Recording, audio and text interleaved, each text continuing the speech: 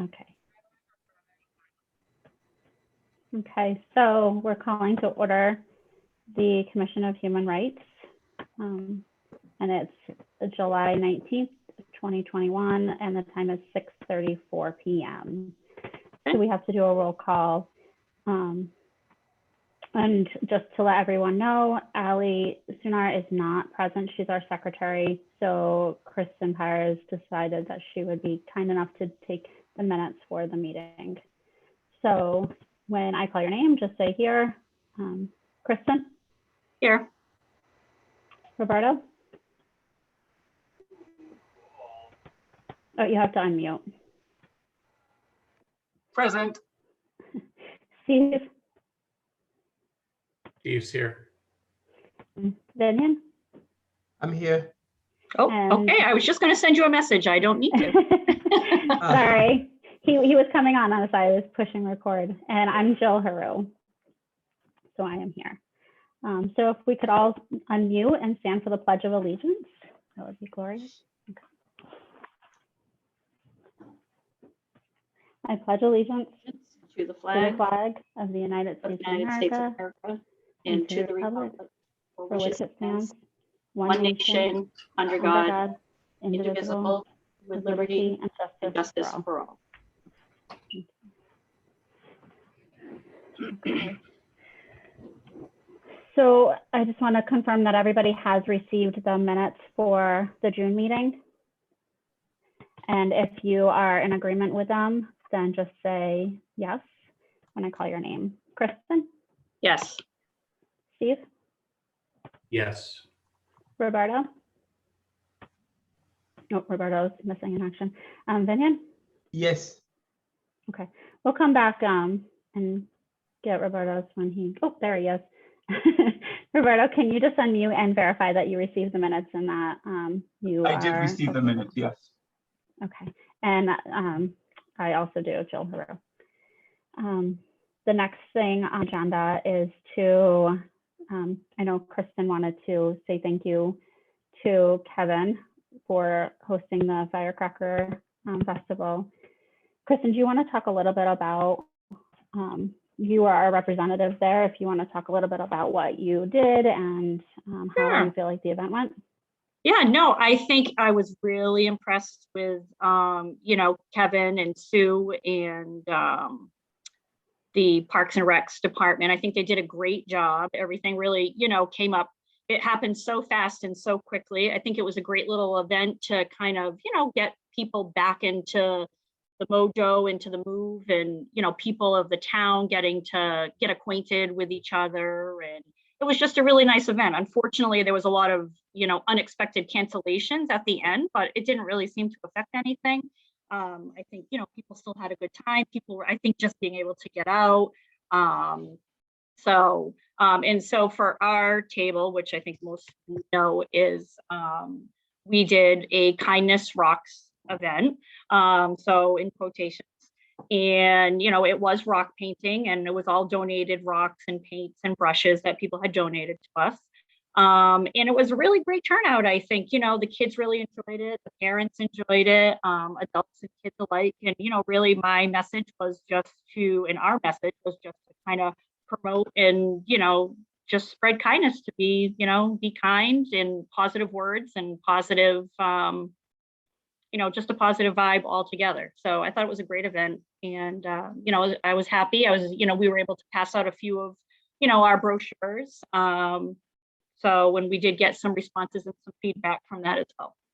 So they went well. Is there a designated spot that they can leave their rocks, or is it just throughout the community? So we didn't, most of the kids wanted to take them. So pretty much everybody, and actually left them there to dry. And then after they did whatever it was they did, they could come back and get them. And it was, we did have a few that were left behind that we kind of just put over near the playground area where the bars are, not the actual playground, but where they work out and stuff.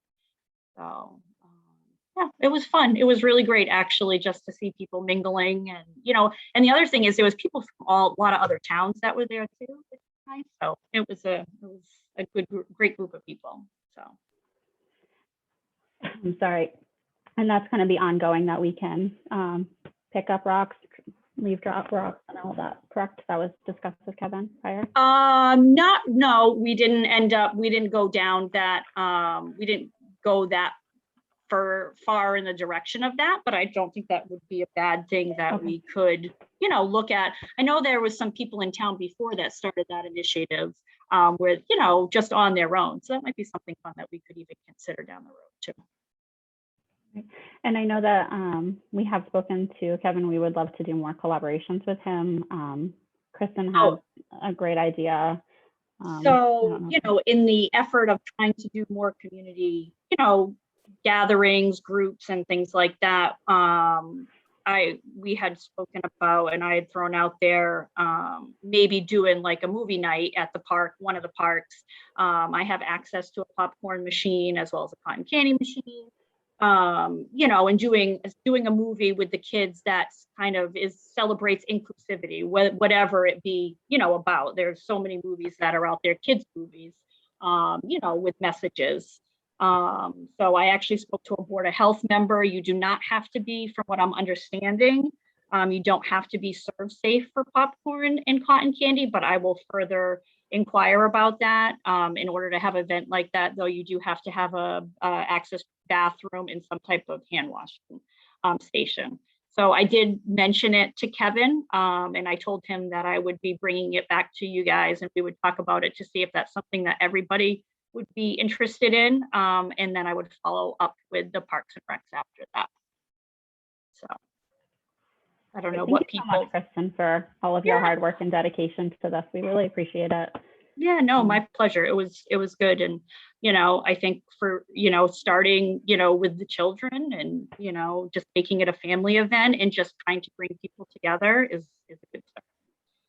So I don't know how other people feel about doing a movie night. If people think that's a good idea or not a good idea. So I think it's a great idea. What I think we probably need to be very cautious of is we need to keep our eyes on this latest COVID variant and, see what happens with that.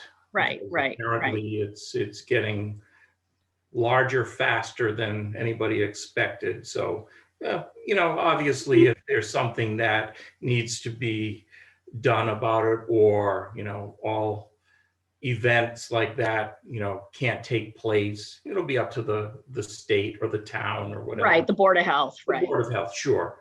But just something to be cautious of. Yep, good point. But I think it's a great idea. Okay. Thanks, Steve. Okay, so the next item on the agenda is interviewing our candidates. So Kirsten is here. Our other candidate, Norm, was unable to attend unless he's hidden in some of these participants. So Norm, if you're here, we would love to hear from you. Who is Galaxy S20 FE? Could just be a participant. Okay. Okay, so I'm going to assume that Norm is not here at this moment, so we can continue to proceed with Kirsten, and if Norm joins us, then he can let us know at that time. Okay. Right, Norm's not here. Okay. So does anybody want to lead off the interviews? So Kristen, do you want to just tell us a little bit about yourself prior to us asking the questions, and then we can go from there. We all have prepared questions that we were going to ask each of the candidates. So we'll let you do your thing and then we'll go from there. Okay. I am a mother of two. I have a 13-year-old and a 10-year-old, two boys. I have lived in Dighton for 12 years. I work for the Miriam Hospital. I do weight control and diabetes research with the Miriam. I am also on the board of directors of Camp Aldersgate, which is in North Scituate, Rhode Island. I'm a voting member for the camp. I don't know. I think I'm not sure what else to say. That's all right. We have questions for you. Okay. I know it's so hard to introduce yourself, right? Right. So do we want to introduce ourselves as well to Kirsten as we're asking our questions? I feel like that would be helpful, maybe just to say like how long we've been on the board, or is that everybody okay with that? Yeah, no, that's fine. Okay. I'll just jump in so we can keep the meeting going. Okay, perfect. If that's okay. Hi, Kirsten. My name is Steve Mullen, and I joined this board late last year.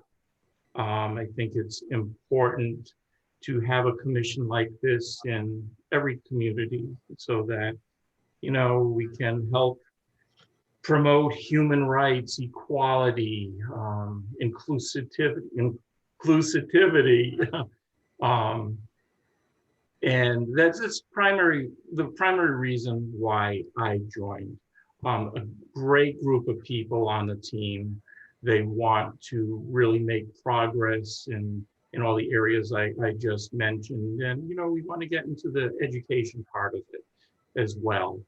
For example, Kristen just mentioned possible movie night, you know, we'll let people know who we are out there. We want good things for the town. We all believe in this community, and we want to contribute to it being an even better place. So I looked at your application. I can see what you did for your in your career, and you've worked in mental health and with autistic children. And we actually had a presentation on that a couple months ago. Very impressive, and it's an important part of educating people, I would think. So can you give any examples, either working with the autistic children or as a mental health counselor, where you've promoted and implemented with a team or on your own any type of programs revolving around human rights or equality? If you can give any examples, that would be great. And also in that, right, keep this in mind, and you can toss that into the mix. You know, what do you hope to do? Why would you want to join this commission? Okay. Kind of packed question, but Yes. tie it together. It's all good. It's very casual. Okay. Well, okay. So I worked with autistic children, and it was during college. So it's been quite a while. I have worked at my current job for 15 years. So it's been quite a while since I've worked with autistic children. But between autistic children and mental health, along with maybe my camp experience, and being on the board, but the camp experience working as a team with other camp counselors to provide a safe environment. Camp Aldersgate is a Methodist church camp, very much focused on inclusivity. Oh my gosh, I said that wrong. I know that's a tough word. But their focus is very much on making sure that individuals, whether it's mental health, the LGBTQ community, or race, that everybody feels included and a part of the camp community. So I feel like with being on the board, and then also as a camp counselor, growing up from my teen years through early 20s, spent a lot of time really embracing the community and trying to make everybody feel included and involved. And I feel like as a member of this commission, it would be, I would love to make improvements to the human, sorry, make improvements to the way that people view others that are maybe not the same in whatever way it is, whether it's part of the LGBTQ community, mental health, making people aware that we need to be inclusive, even with individuals that are not do not perceive the world in the same way that others do. Mhm. I don't know. Does that answer your question? No, that's fine. That's all good. All right, that's in lieu of time. I think you covered quite a bit with that. I'll toss it to someone else to see if they have any questions for you. Hi, Kirsten. My name is Roberto Font, and I'm a former teacher and I shouldn't say former, but continue to be a human rights activist. Steve's question really encompasses much of what I wanted to ask you. But for my sake, I think it's important if you could, for me, one of our missions in the human rights as human rights commission members is to identify a variety of marginalized groups that have experienced and continue to experience exclusion and inequality from society. And you did mention specifically, which I was very pleased to hear, I think you mentioned 3 groups. If you could identify for me just one more time for me, the groups that through your history as a mental health counselor, your history as your past, if you could identify those groups that you have witnessed or experienced, having experienced discrimination, and what role did you play combating this, or what role would you like to assume in combating the discrimination? Okay. And you did mention, I asked you, so if you could just identify those groups again through your experience that have been marginalized. And Sure. Okay, thanks. So I have definitely experienced discrimination against individuals who have mental health issues. There's a lot of stigma, even towards people who have anxiety or depression, not to mention things like schizophrenia and bipolar disorder and other things that are can be much more debilitating and cause individuals to not experience life the same way. I had worked in a actually mental health facility in college, working with adolescents who were quite sick. It was a locked institution. I'm not even really sure if that's the correct word. And so that was one of the groups that I had mentioned. I also mentioned that, LGBTQ community is another one that really doesn't, I think, get rights that they should. I think a lot of times individuals in that group have a hard time feeling included, feel judged, whether for one reason or another, and the board that I work on for the camp is very inclusive and about making strides to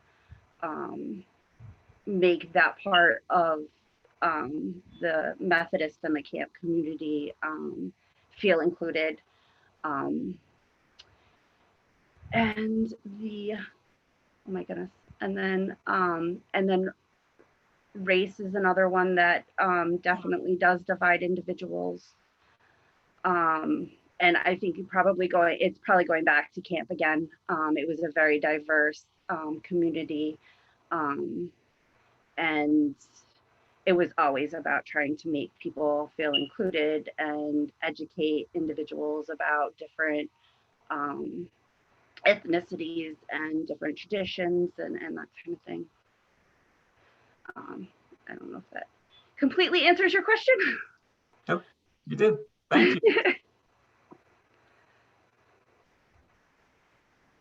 Did you have a follow-up, Roberto, or we want to toss it to the next member? No, we can go to another member to ask a question. I'll take a turn, if that's okay. Yeah, Unless sure. someone else was getting ready to. Okay. Hello, Kristen. Hi. How you doing? Good. How are you? Good.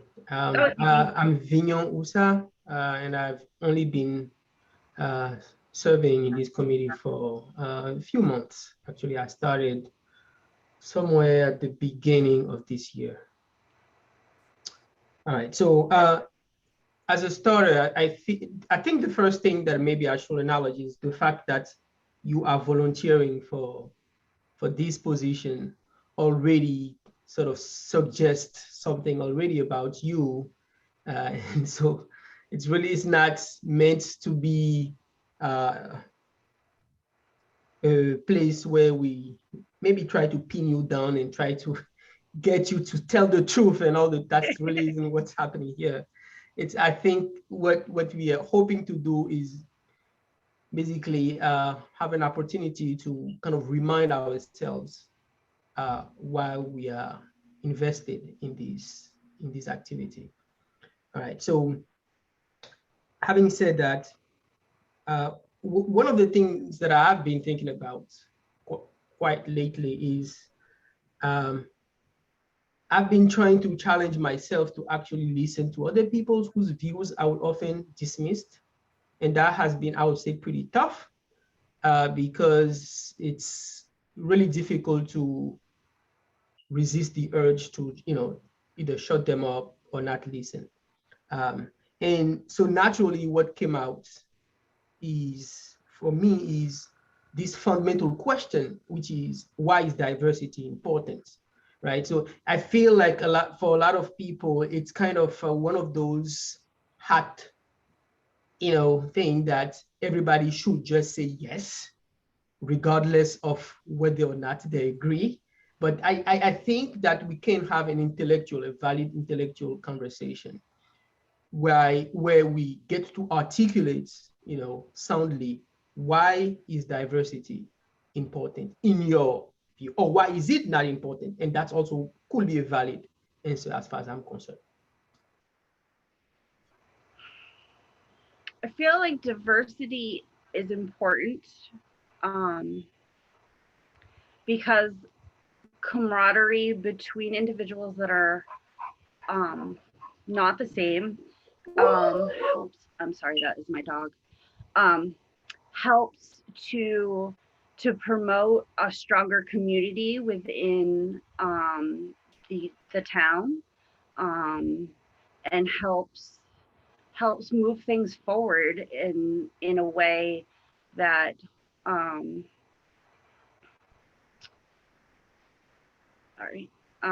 helps move things forward in a way that just betters all of us, no matter what group you identify with. And I feel like in order for the town to improve and people in general to improve, they need to educate themselves and they need to be open-minded about other individuals and need to accept that not everybody is the same, and that we need to work together as a community and improve life for everybody, no matter what they identify as or what groups they may identify as. Thank you. You're welcome.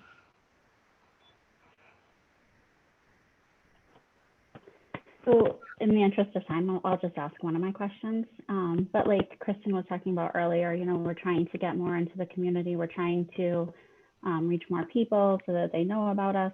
Do you have any ideas that might be able to help us connect to more people and maybe create more of a harmony within the town?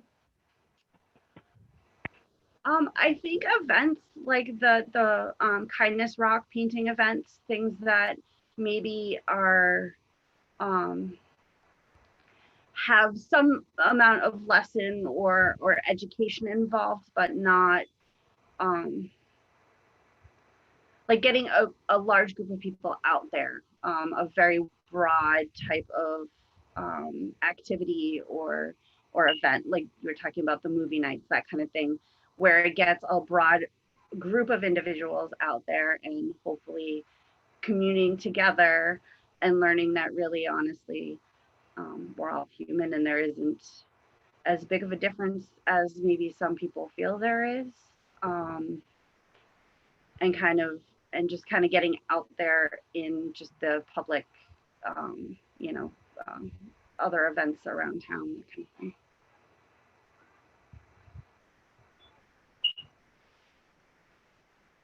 Kristen, do you have any questions? Sure. Sorry, I'm trying to type at the same time. And just I wanted to say, Ken actually is having a hard time reconnecting. So that's why he is not on here. He is rebooting. He has been trying to reboot his computer and get back on. So that is why he is not here. Hello. Hi. So I've kind of been on the committee since the inception of it, which was in November, was it? Yeah, right. I forgot to say that too. Kristen and I are right from the get-go. So yeah, I think it started in November or October. Yeah. So one of the things that I have been seeing, and is there seems to be a lot of times I feel like people perceive us that we are a political group.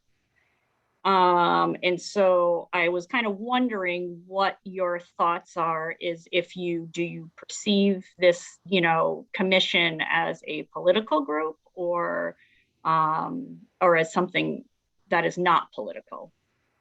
So that's kind of my question. It's a really yes or no question. But there seems to be this perception that we are a political group. So I was curious to see, what your perception of that was. Okay. I feel like as a human rights commission, that isn't political. That is just what everybody needs to be fighting for, is human rights, no matter what side of the aisle you are on. I feel like there are some things that go beyond politics. And I feel like individuals need to feel safe in their own town and in their own homes and in their own communities. And I feel like that isn't political. I feel like that is human rights, and everybody should have human rights. Whatever community that you are from. And I think it is polarizing by making human rights sound political or be political, because I really feel like that's not what human rights are. Mm-hmm. Great, thank you. You're welcome. Does everybody feel comfortable voting today to determine if Kirsten should be a member of our group? Everybody's in agreement we can vote? Okay. Yes, we have a quorum, so we can vote, correct? Yeah. You have a quorum, okay. So just say, you can say yes, no, or you can abstain when I call your name. Kristen? Yes. Steve? Yes. Roberto? Well, I will say C, which is yes. Vinian? Yes. And because I can step down as acting chair to cast a vote, so I'm doing that now, and I say yes. So now I'm stepping back into the chair role, and I say, welcome to the team. Thank you.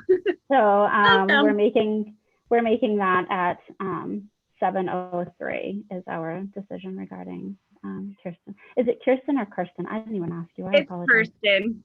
Kirsten, I'm sorry. That's okay. It It's happens. confusing. And now with Kristen, it will be confusing. And I've been called Kristen all my life. So I've known some Kirstens and some Kirstens, so I just wanted, I should have asked at the beginning, so I apologize for that. that's okay. So the next docket on our agenda is a presentation on minority mental health. We understand that July is also the Disability Pride Month.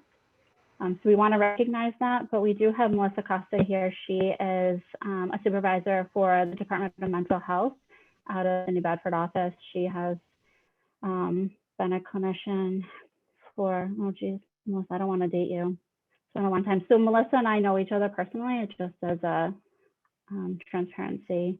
We work together in an outpatient setting, and then we both moved on from there. But we do have some shared cases at this point. So Melissa, I will let you take it away.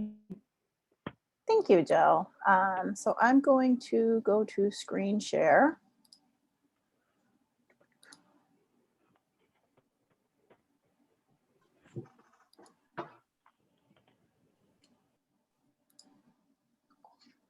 All right, can you all see that? Yes. All right, so I'm here to present on Minority BIPOC Mental Health Awareness Month.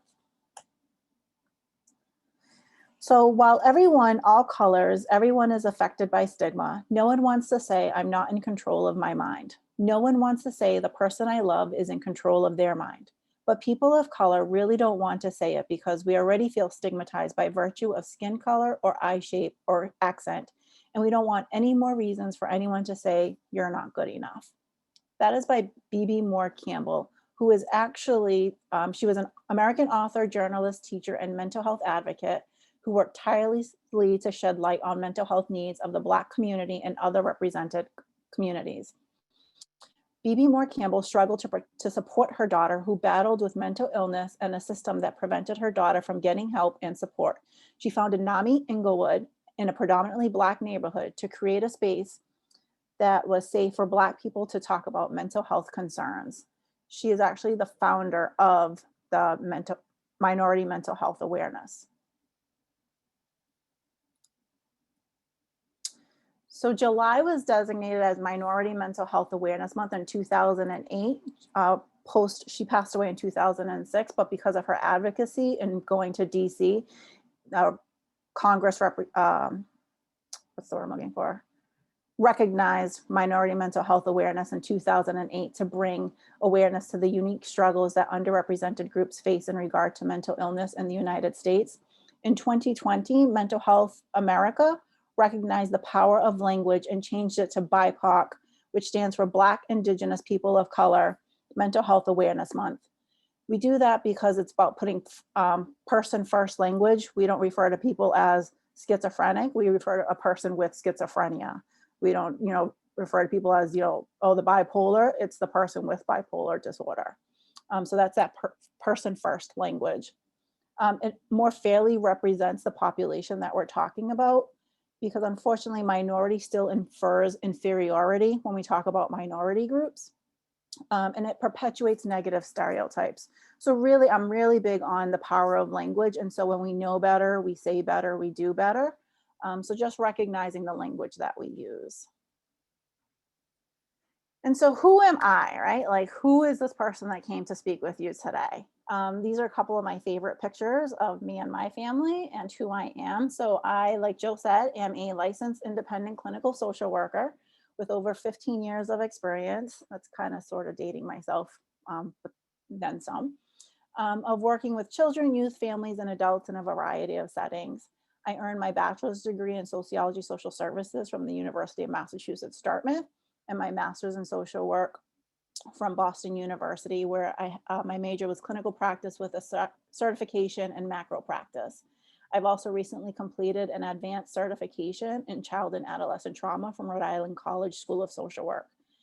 And most recently, I've completed USF, University of South Florida's Diversity, Equity, and Inclusion in the Workplace Certificate Program as well as certificate programs in inclusive mindset, and another one in management from the Massachusetts Executive Office of Health and Human Services, where I presented on my creation of Empower Hour. That is a group within the CYF, which is Children, Youth, and Families within DMH Southeast area, where I started a group where we meet once a week for about an hour, hour and a half, where we're reading books, we're listening to podcasts, we're watching YouTube videos, trying to really access all the different learning modalities that people have, adult learners have, and we're having open discussions about race and equity in the workplace and the community and the work that we're doing as well. And I also developed a director of REI position, was one of my other most recent projects that I endured. Like I said, I currently work for the Commonwealth of Massachusetts Department of Mental Health as a Children's, Youth, and Families Case Manager Supervisor. I started my career at DMH as a crisis clinician, evaluating and assessing mental health crisis in hospitals and community settings for children, adolescents, and adults, and then making the appropriate level of care recommendations.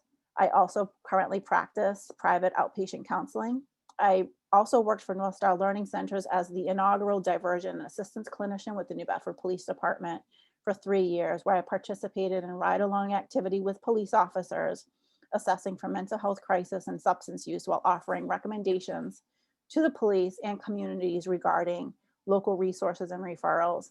And I previously worked as a field instructor for the Bridgewater State University School of Social Work. I've served and continue to serve on various boards and organizations throughout the community. My passion in the community stems from the work with the local YWCA of Southeastern Massachusetts, where I volunteer, consult, I've been a board member. I believe, live, and breathe the YWCA mission of eliminating racism and empowering women and promoting peace, justice, freedom, and dignity for all. Through the work with the organization, I became a certified facilitator of racial justice trainings, as well as youth police dialogues. I recently co-chaired the Police and Criminal Justice Racial Justice Working Group, sponsored by the YWCA, and co-facilitated the findings of the Citizens for Juvenile Justice report on We Are the Prey, where they analyzed New Bedford data on the number of youth of color that were being stopped.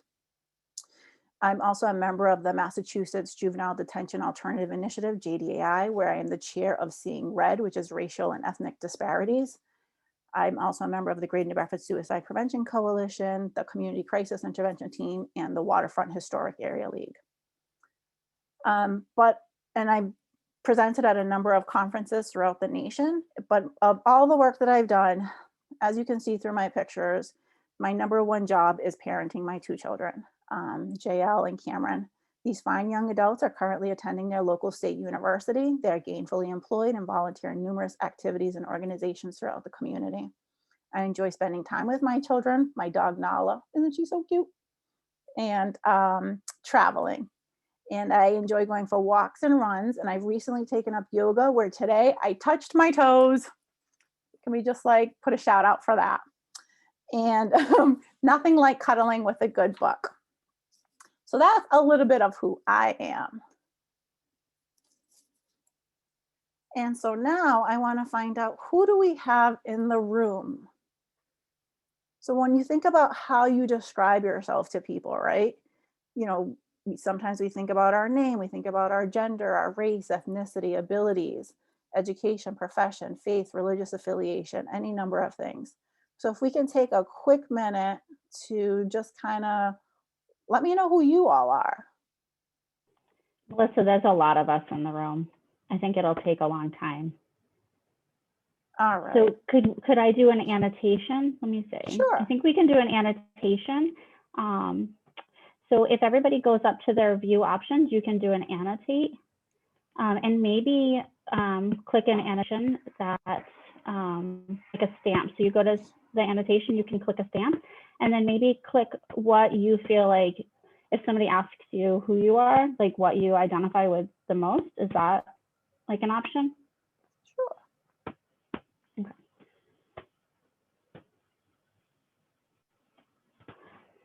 A hard question too.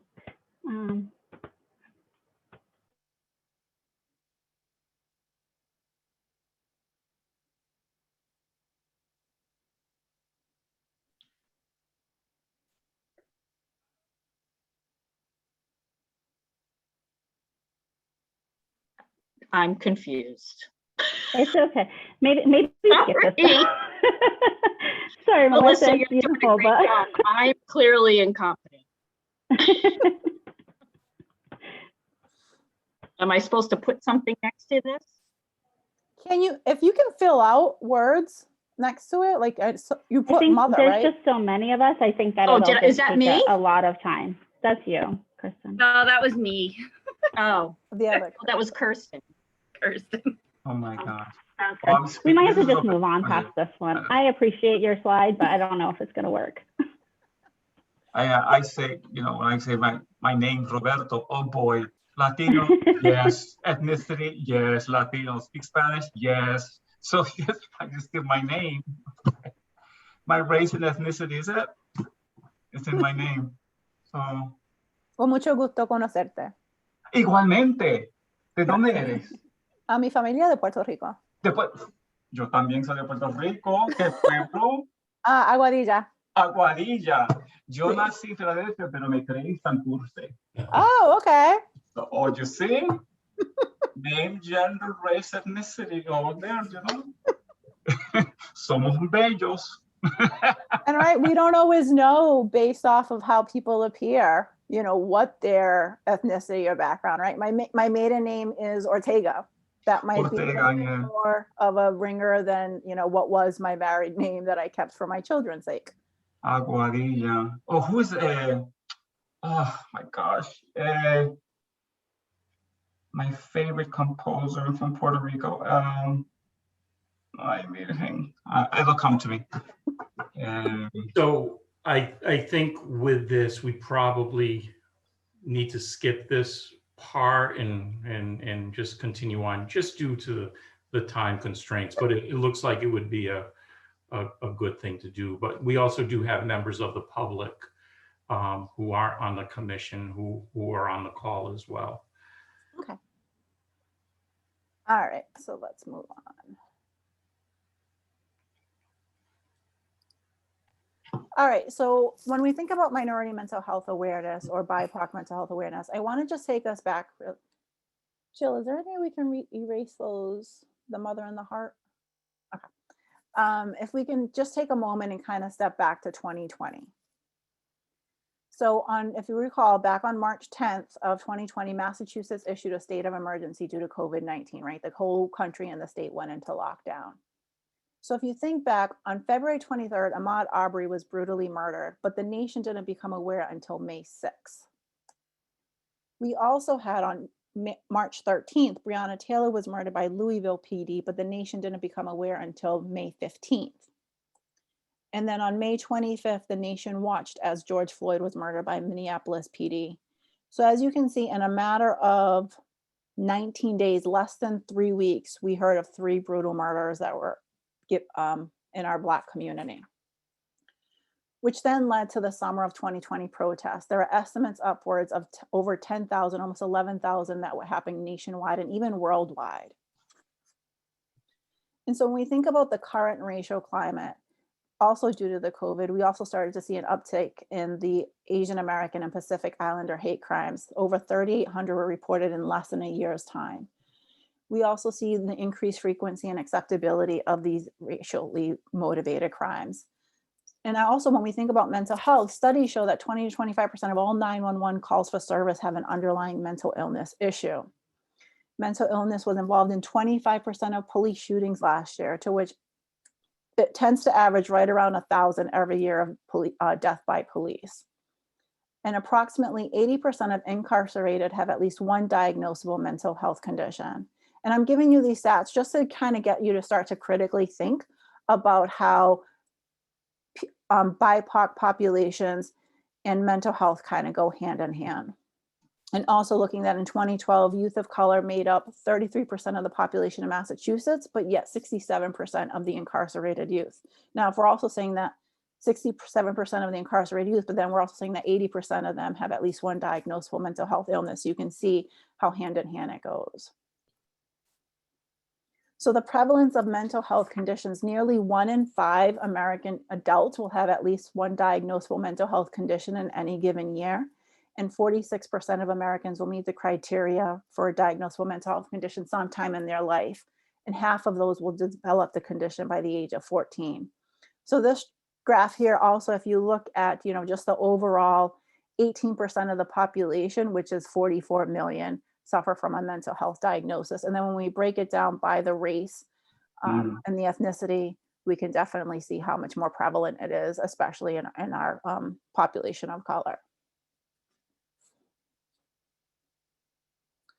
So looking at the current mental health concerns, that address anger, anxiety and depression, helplessness, avoidance, fear and distrust, and then recognizing that there are few clinical resources to address mental health concerns specific to experiencing racial trauma. And there is a huge disparity in access to mental health services for Black Americans. And I would go even further, especially for people who speak another language. Me and Roberto were able to exchange a quick snippet in Spanish, but try finding a Spanish speaking clinician in any given area.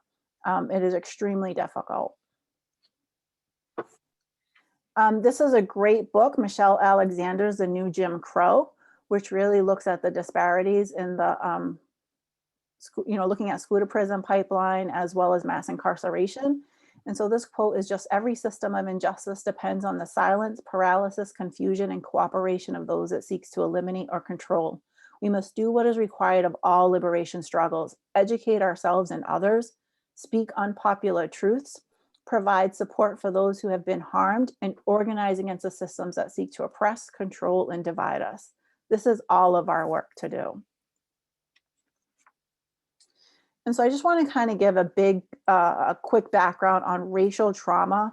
I'm not sure how many clinicians we have in the room or, people who work with other people.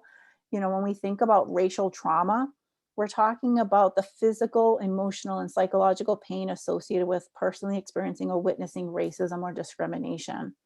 In social work, in outpatient counseling, I think about, I ask questions about sexual assault or history, domestic violence, when I ask about the trauma question, but how comfortable have I been or my colleagues been in asking, have you ever experienced racial trauma? And what does that mean to you? Similar impacts of experiencing other traumas. It's pervasive, multifaceted, and it co-occurs along with other traumas. And so how can racial trauma be experienced?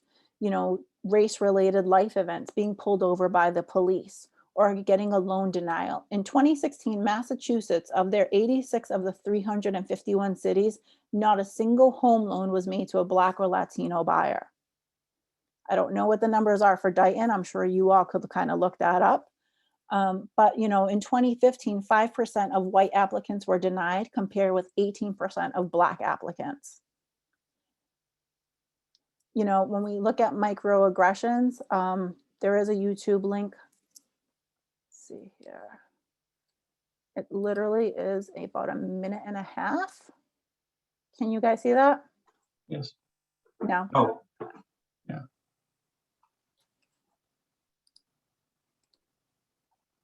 Melissa, can you also add that link into the chat so we can keep I it will. in our minutes, please? Can you see that? Yes. Can you hear We it? can, but we can't hear it. You have to share your volume. Oh, shoot. Oh, give me one second.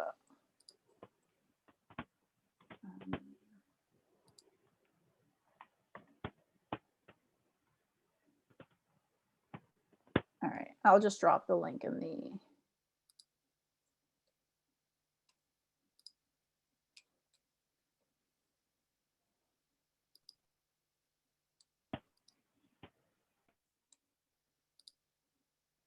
I'll just drop the link in the chat in a second. So vicarious racism experiences, that's when we hear that Eric Gardner, Sandra Bland, George Floyd, Breonna Taylor, Elijah McCain, Philando Castile, just the names that go on and on, right? We've experienced the trauma through that. Collective racism related stress, those are the cultural, symbolic, and socio-political manifestations of trauma, Aunt Jemima, Uncle Ben, things like that. Systemic racism, racism embedded in the health, in the social structure, political dynamics, institutions, organizations. Most recently with looking at health through COVID-19 and racism, The Latinx population in Massachusetts is about 12.5% state population, but it made up 20.2% of COVID positive cases. Across the US, Black people are dying at 2 times the rate of white people, and in some states it can be as high as 4 to 6 times. Black women die 3 times more in childbirth, and in, I believe it's New York City, it could be as high as 12 times more than their white counterparts. Historical trauma, the legacy of enslavement affecting the current relationship between the descendants of the enslaved and descendants of enslavers. History also shapes the stories passed down through generations.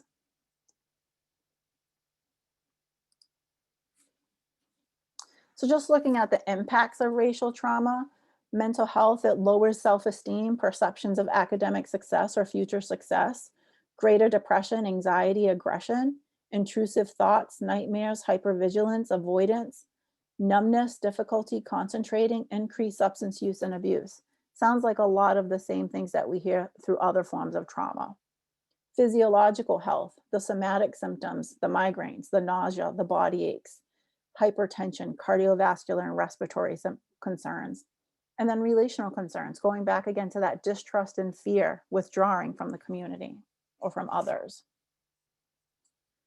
Just some barriers to addressing racial trauma, lack of conceptualization of racial incidences as traumatic. Normal responses to racial incidences are stigmatized. It's not that big of a deal, right? Clients failing to have the language, feeling uncomfortable or unsafe. If we name it, we have to address it, and not addressing racial trauma is not an option. So making sure that we're having those open, honest, and vulnerable conversations. So how do we support BIPOC clients? The self of the therapist work, or for yourself, even if you're not a therapist. I love the quote, interrupting the forces of racism is ongoing lifelong work. So it's just something that we always have to be working on, striving to be anti-racist, because we have been conditioned from before birth how to be racist. And so now we have to undo all of that work. Exploring your own racial identity. We all have one. Challenging your racial biases, including racial trauma and full assessment and trauma history. Asking the questions, have you personally experienced or witnessed someone else being treated in a disturbing manner due to racial, ethnic, or cultural factors? Creating a safe environment, both physically and emotionally. Consider what kind of pictures, books, photos do you have on display, whether in your home, in your office, in your work setting, wherever it is, or where you go and you frequent and you visit. Think about what kind of pictures, books, photos you see on display there. Does that feel warm and welcoming? Affirm and acknowledge, creating space for race, for being able to have those conversations. Racial storytelling. Tell me about, can you tell me a story about the first time you realized you were treated differently because of your race? Whatever that setting may be. Validation and naming and rechanneling emotions. Some things that we can do organizationally within our workplaces. Affirm and acknowledge the wide-reaching impacts of racism. Assess your racial climate. Look at the data on representation at all levels of your organization. Assess safety. Review organizational policies and procedures. Who's being hired, who's being promoted, who's being retained, who's not being retained, and what is that about? So really asking those deeper questions. Who's being disciplined? Where are the funding practices? Being transparent about the findings and solutions. Being open to change, I would even add. Cultivating an environment that demonstrates collective cultural humility and shared responsibility. This isn't, just people of color's responsibility. It's not just, it's for all of us. It's all of our work to do. Moving beyond standard diversity trainings, right? Like some of us might be in workplaces where we have to attend a once-a-year diversity training. It's more than that. Like I said, this is ongoing, lifelong work. Offering trainings focused on Black culture and history. Power, privilege, oppression, stereotypes, myths, systemic racism, bias, microaggressions. There's a great Harvard implicit association test. If you haven't taken it, I would absolutely recommend. I can throw that link in there as well when I'm done with this. Including empathy and interpersonal trainings, and supporting your BIPOC employees, validating their experiences, creating safe spaces, amplifying their voices. Oftentimes people of color, especially those maybe with an accent or so, they're not heard in the same way. And so when then I recently was part of a staff meeting where the people of color were speaking and it was as if they weren't, the women in the room were speaking and it was as if they weren't. And then a white man spoke up and pretty much said exactly what we all just said. And now the director heard what we were saying. And so I made a point to also recognize that, as well as it wasn't until a white man spoke up that then it was heard. So being able to amplify that. Given the impact of racist incidences on mental health professionals and organizations have an ethical obligation to facilitate strategies that empower ethnic minorities to demand equality. Thank you.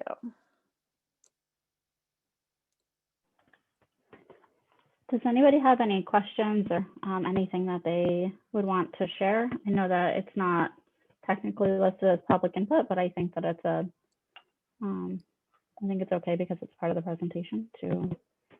If anybody has anything that they want to say. I just want to say thank you, Melissa. I thought that was a very good presentation, and we appreciate you taking the time to meet with the commission and the public. Thank you. You're welcome. Thank you, Melissa. I think a lot of people probably feel angry when you tell them that they're victims. That's one of the things, is that you bring people and educate them in such a way to inform them about their helpless victimhood. So I'd be depressed too if you came and informed me that I was a victim. And another thing, implying that people are trained to be racist since before they were even born, that's kind of crazy. That sounds like crazy talk. So well, when you look at, like, when I goes back to when I talk about like the systemic racism and I talk about the health disparities, women of color, like I mentioned before, are anywhere between 3 to 12 times more likely to die in childbirth than their white counterparts. So even the kind of quality pregnancy care that they get is different. So it starts as early as the pregnancy. well, it could be from care. I mean, have you proven what the source of the disparity is? Or are you just assuming what it is? Could it be other types of correlations to personal health practices or environmental things? So I don't think you've made a true connection here. But I have seen, I heard you say a lot of offensive things just now. And this entire presentation was just rife with racism, basically. Anyway, that's my input. You asked for input, you got some input. Lisa, my input. As a Latino gay man, I had to grow up. When I left Puerto Rico and I came back to the United States, I know firsthand what racism is, and it can be very subtle and it can be very blatant. And I don't want to, this is not the forum, the venue to go into all of that, but all of what you said resonated with me. I identify with it because I lived it. So, muchas gracias, Melissa. I know Vinyan had his hand raised. Vinyan. This is difficult, and it's also important. In fact, this is a great reminder for me to actually practice what I preach, which is to remain open to all forms of idea and to remain polite to all criticisms, but yet to not let all of that stop people from speaking the truth. It's Cornel West who actually said that the condition of truth is to allow suffering to speak. And it takes humility in life to recognize that there are experiences that one may not identify with. So for example, I cannot fathom what it means to be a woman, and I will not ever pretend to assume that I am capable to articulate to any women what they're going through. So this is pretty much one of the few things that I would say. I would say one more thing. Another thing which is also pretty important for all of us as human beings to practice, and this is something that Melissa has also put in her slides, is empathy. Because it's actually free. It costs you nothing. It costs nobody nothing to put themselves into other people's shoes and to pause for 1 second and imagine what it might feel like to be them.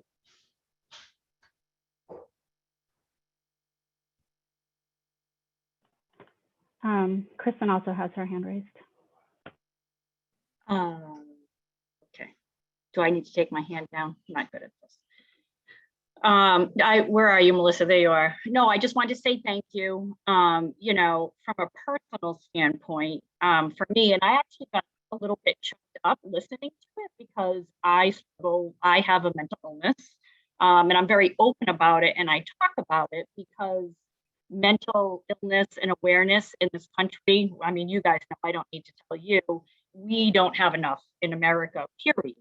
But thinking about my own personal struggles and what I had to go through, and then thinking about having to add, you know, if I was of a different race, if I was of a different, you know, even religion, let's say, how I identified myself, I can't even begin to imagine the challenges because I am, you know, a white woman that has access to good healthcare. I am, you know, I have all of those things, and it was unbelievably difficult.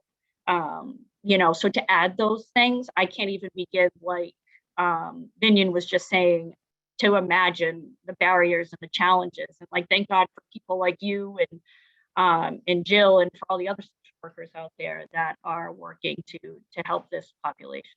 So thank you. Thank you for sharing. And I just want to recognize, right, like we all have points of privilege.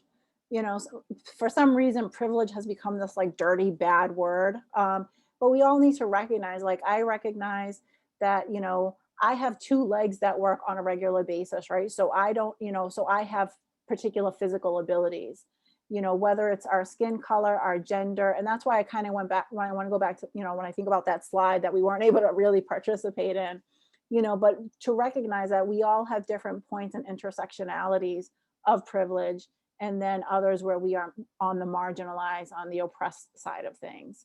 And so, you know, to go back to Vinian's point, right, like empathy and being like, hey, I don't know what that feels like to, you know, to walk in a woman's shoes or to walk into someone who doesn't have a particular physical ability or, you know, any number of things, or who doesn't practice a particular faith or whatever it is, right?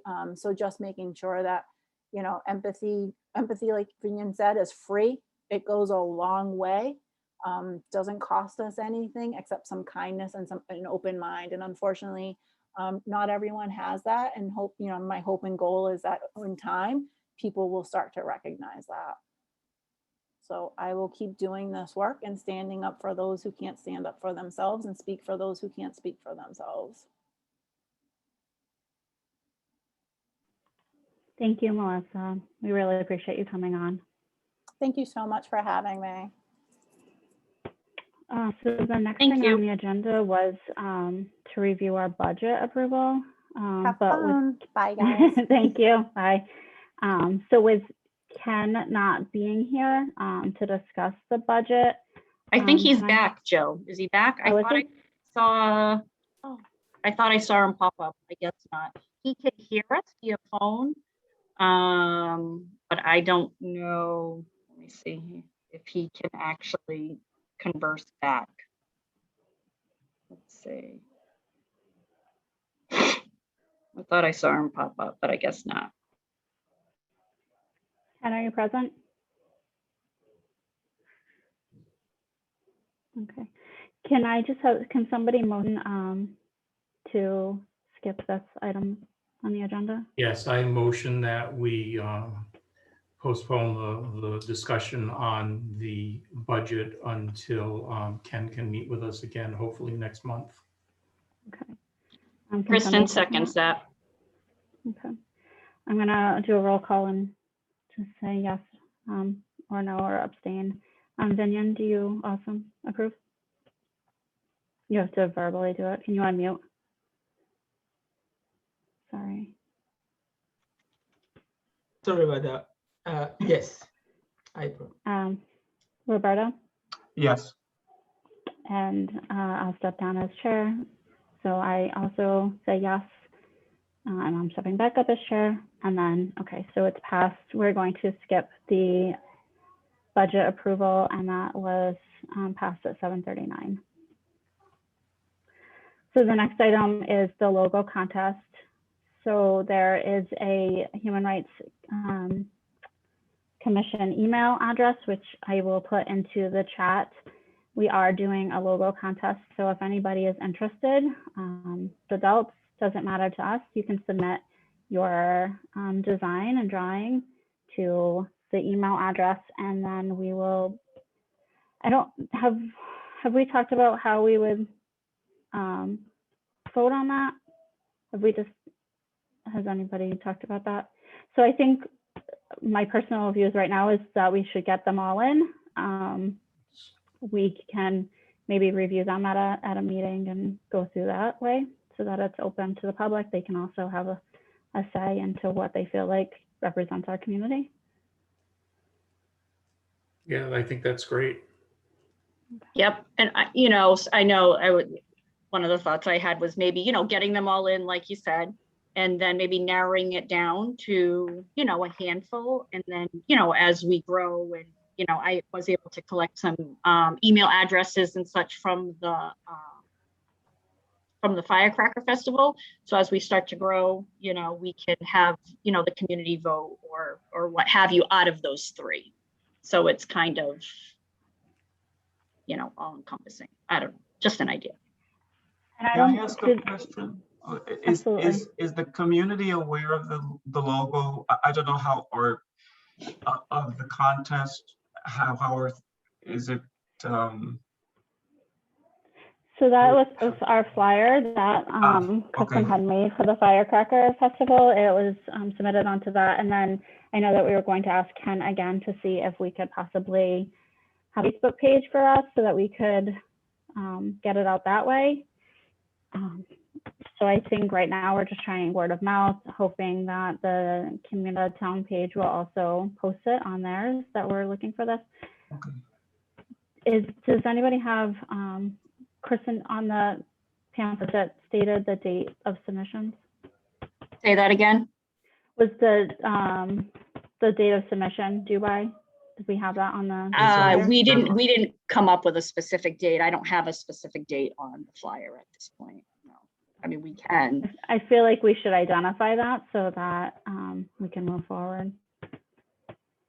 I mean, I feel like possibly because I think it's gonna take longer to get that information out there. As we start to slowly, move along. I would think the further out the best, but that's just my opinion. And we won't have access to the budget to really do anything with it until, is it January? Right now we can say that it's rolling and we won't make a final decision until the end of the year. without prior notice. So we'll notify the community when we establish a deadline, but at this point it's a rolling admissions. Steve, you're muted. I am. I think that's fair. That makes sense. Okay. Ken said that he can hear, but he wasn't sure if he was muted. Do you have a way to unmute him, Jill? Oh, Ken just did put something in the chat. Oh. There is. Nope, that was me. Oh, I thought that said Ken. No, it's the Board of Selectmen. That's identified on this. Is he the 508 phone number? Hold on. Because I can unmute that person, but I don't know if they want to be unmuted. Yeah, let me see. Hold on a second here. That could be him. I don't have.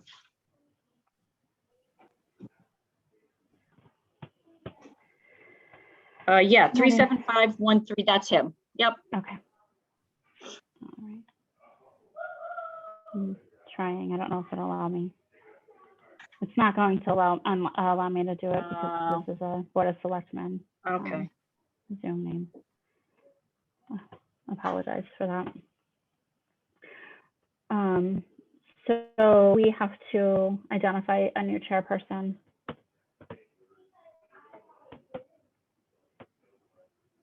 Anybody have any nominations or interest in becoming our chair to replace Sean?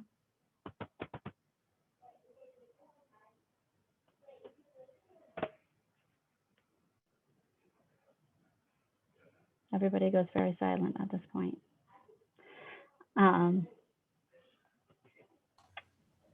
Should we wait until we have more members, or?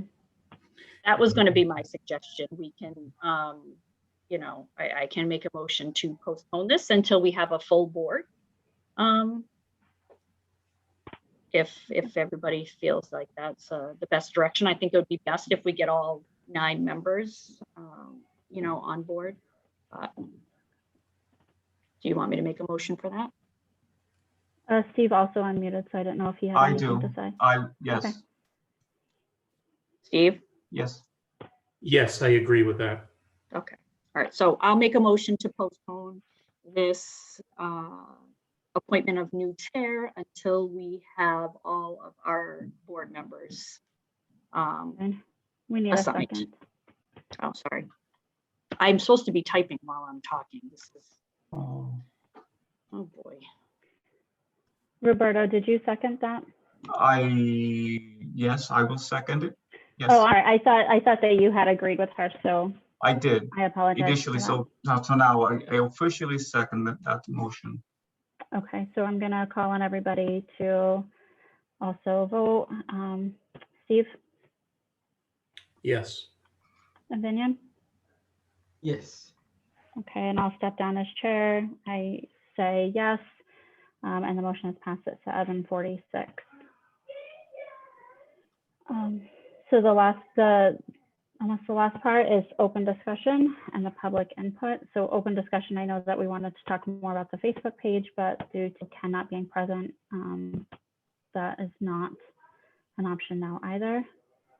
Does anybody have anything else to say, or anybody from the public that wants to participate?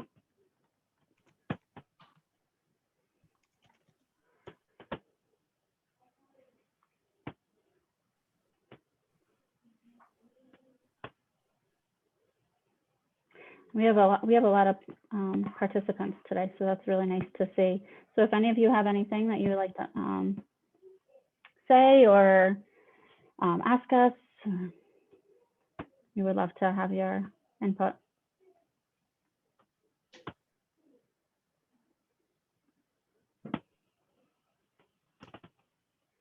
I just want to point out that most of these participants here are here because they agree with what I already said earlier. So if you think that these people are here because they agree with what you're meeting about here, they really don't. That you spoke to Melissa about? Yes. Yep. You get, so does anybody think that any of the points that were made in that presentation were a little off, or we agree with everything that Melissa said? I don't Well, think we're personally, I think discussing Melissa's no longer on. So I don't know if now is the right time to talk about her presentation, but if you have anything that you want to bring to us that we can discuss, I think that's more of. Anyway, I made my point about the public input. You are getting very popular, but it might not be for the reasons that you think. And why is that? For the exact points that I brought up earlier. I was trying to solicit an opinion from the people that stayed in the meeting, but it seems that you're not willing to give any opinions about what. No, we would love to hear opinions. I don't feel like we should speak about her while she's not present. But if you have anything that you think that we can address as your commission for Dighton, that we can do, I would love to hear that. Well, I'm not making any comments about her in particular, but she crystallized her thoughts into a PowerPoint presentation that's being distributed. I think we could easily talk about that without feeling that we were disparaging an individual. Bill, I'm sorry, may I ask which part of the presentation was not congruent with your views? Well, that's a good way to say that, right? Well, first point, we can just start with one of them. Claiming that people are being trained to be racist since before they're born. So that's a little crazy. I mean, nobody's being trained for anything before they're born. But claiming that means that somebody's being born with sin, right? Sin of racism, right? At the moment of their birth, they're already guilty of it. So I'm gonna take issue with that point. I'm also going to take issue with the point that having trainings that repetitively tell people that they're victims turn them into victims. So I'm going to make that point as well. So giving people an audience so that they can go somewhere and try to create more victims is a disservice. There's also, read between the lines, that anybody that's not BIPOC is the bad guy. They're the ones that are perpetuating all of this evilness. So that's racist in and of itself, because it is singling out particular demographics, including the white male discussion that we had earlier. So, and I'll bring up one other point there. I see a Martin Luther King in the background in somebody's video. Now, I happen to agree with Martin Luther King. He believed that people should be judged not by the color of their skin. And that's not what I'm hearing here. So I agree with Martin Luther King, and I don't agree with any crap about the white evil against the BIPOC community and the people that are being trained to be racist since before birth. So I hope I made a couple of points that'll make you think about what we're actually entertaining here. Your point, this is Roberto speaking, your point was made. Don't agree with your point, but I think we can go, there's so much I would want to address. This is not the forum. So we're just at this point I'm just going to. What is the forum? I'm making my point. My point is that I don't full-heartedly agree for various reasons. And this is not, for me, the forum. So that is my point. I think as a commission, we want to hear everybody's views. So I appreciate you being able to speak, and I appreciate where you're coming from. I think that we all also just need to appreciate where other people may be coming from. And we all have different views from where we grew up, our race, our gender, our sexuality, our identification as a human.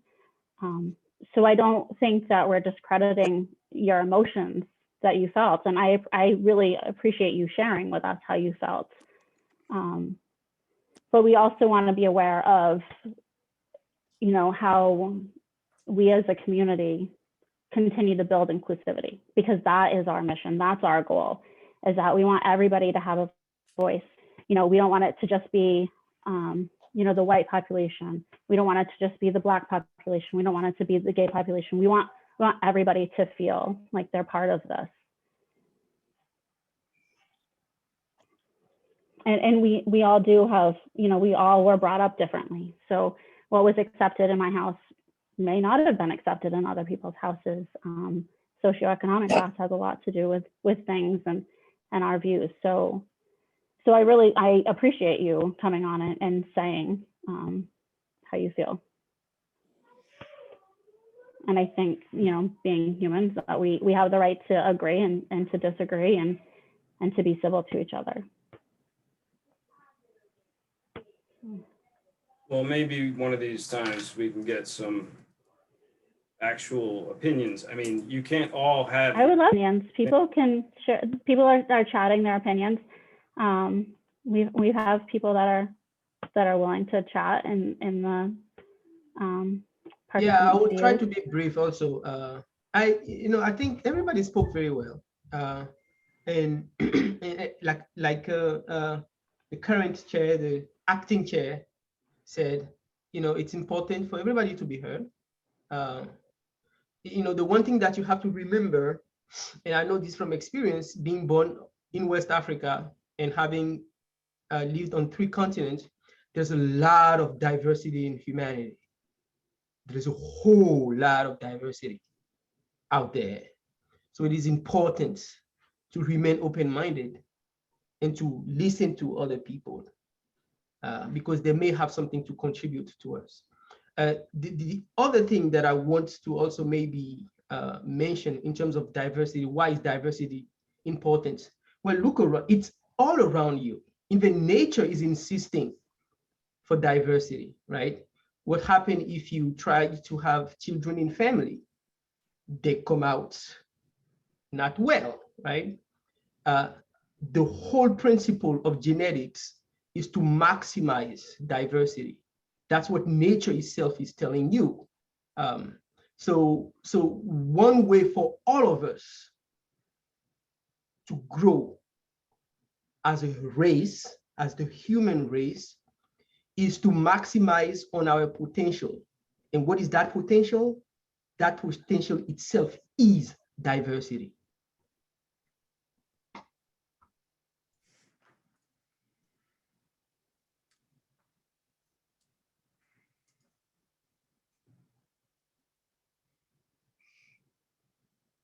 Does anybody else have from the public? I know that people are putting in their chats. So does anybody have anything that they would like to share? Yeah, I'd like to say something about your logo contest. Okay. A meeting or 2 ago, you discussed logos, and I told you that there was an international logo for human rights. I just don't understand why you don't want to use that. You want to be all inclusive. Everyone would know that. I mean, it's very simple. We're really not trying to reinvent the wheel here. And I got to say that I'm pretty disappointed in the leadership of this committee. You're doing a fine job running as the voluntary chairman, and I understand that you don't want to be the chairman, but I've been zoomed into all your meetings. I noticed that Steve and Roberto have an awful lot to say, but neither one of them, whenever they say, who would like to be the chairman, they put their heads down. They won't even look into the camera. And I think Vinyan has been a good addition to this committee. And I can tell he's a wise man. So I would think one of those 3 gentlemen should step up. That is not your decision, sir. We don't know anything about our home work-life balance, what we have going on. We are volunteering our time to be a member of this commission. Okay, you can sit back a little, Steve. Relax.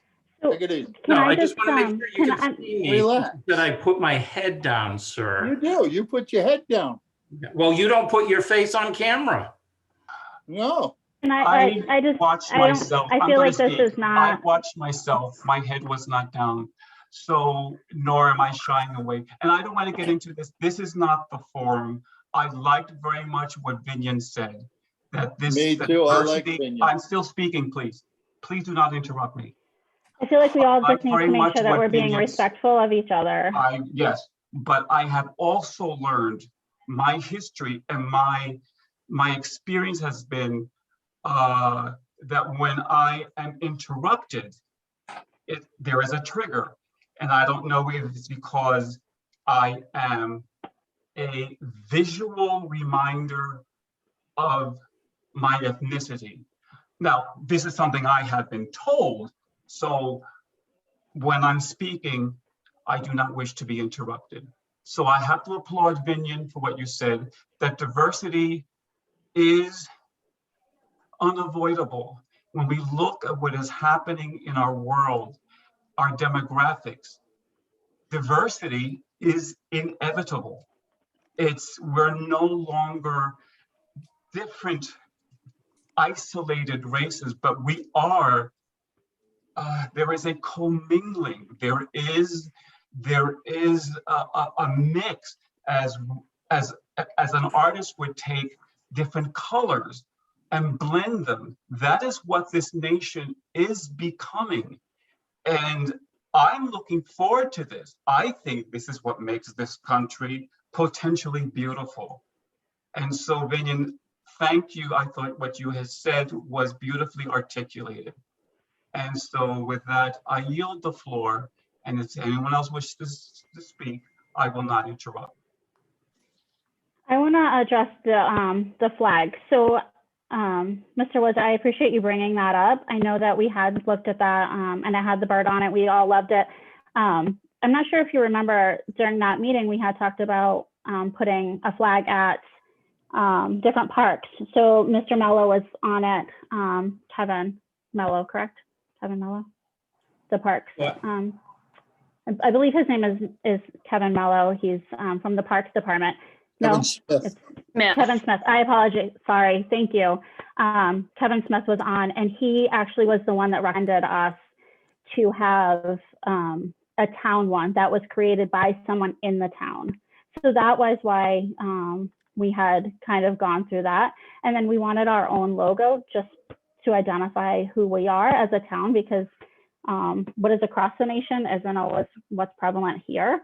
And that's why we thought we would bring it out, and it would allow the public to get involved, maybe have like the kids start to get involved so that they can learn and that we can continue to grow as a commission. So that was part of why we had said that we wanted to branch out from that one.